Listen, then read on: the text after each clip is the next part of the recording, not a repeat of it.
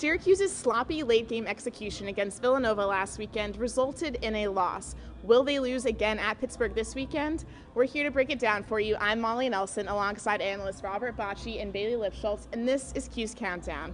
Guys, last week against Villanova, Syracuse was up by 3 with 20 seconds left to go. Villanova's ball. They let them shoot, they score, it goes to overtime. Should Syracuse have fouled in that situation? Absolutely. I mean, you get the risk that maybe, someone's going to launch a three as they get fouled and you get a chance to tie up the game with 3 free throws. But when you don't foul, you leave them open with the shot. That's a guaranteed shot that they're going to get a 3, and they hit it, and you saw what happened. I agree 100%.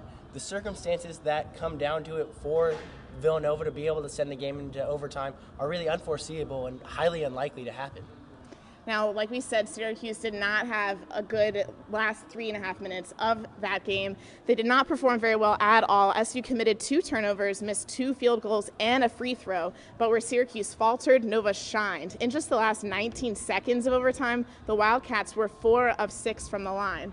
But that was not the only problem for Syracuse. They also were in very big foul trouble towards the end of the game. Boeheim could rely on their depth on the bench. But now, this week, Dajuan Coleman is out with an injury for the next month. How will that affect the Orange, Robert? Well, what it means is the big men can't afford to take fouls like they did in that game. Bacaj fouled out. And now they relied on Rakeem in that game. Played 40 minutes, wound up with 9 points, 10 boards, but he had 4 fouls. Now with no Dajuan Coleman behind him, Christmas is going to have to play those big numbers again, and he's going to have to step up and not commit any fouls.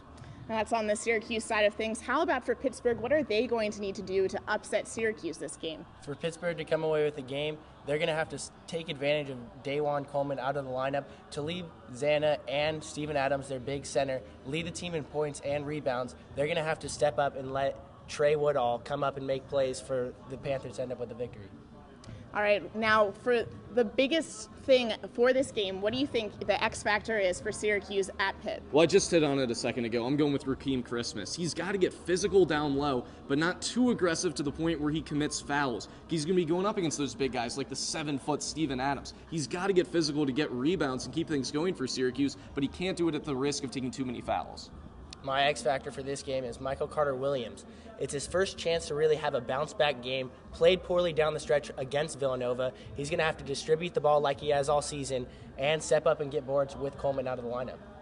All right, guys, so what are your predictions for this game? Syracuse 72-68. Even though SU's a little bit, getting short on depth, I think that they're going to pull this one out because, Rakeem sleptwalked through the first part of Big East play. But against Villanova, he stepped up. 9 points, 10 boards. I already said it in about 40 minutes. I expect more of the same from him. He's a streaky kind of guy, so I expect him to keep up that hot play. Believe it or not, we didn't coordinate our picks. I'm taking the Orange with a final of 72-70. Coming down the stretch, Michael Carter-Williams is going to make the plays that they need to win. He's going to help lead this team he's going to help lead Cuse out of the zoo with the win. All right, guys, well, I guess we'll see on Saturday when Syracuse travels and plays Pittsburgh. You can catch all the updates live on our Citrus TV Sports Twitter at Citrus TV Sports. With Bailey Lipschultz and Robert Bacaj, I'm Molly Nelson.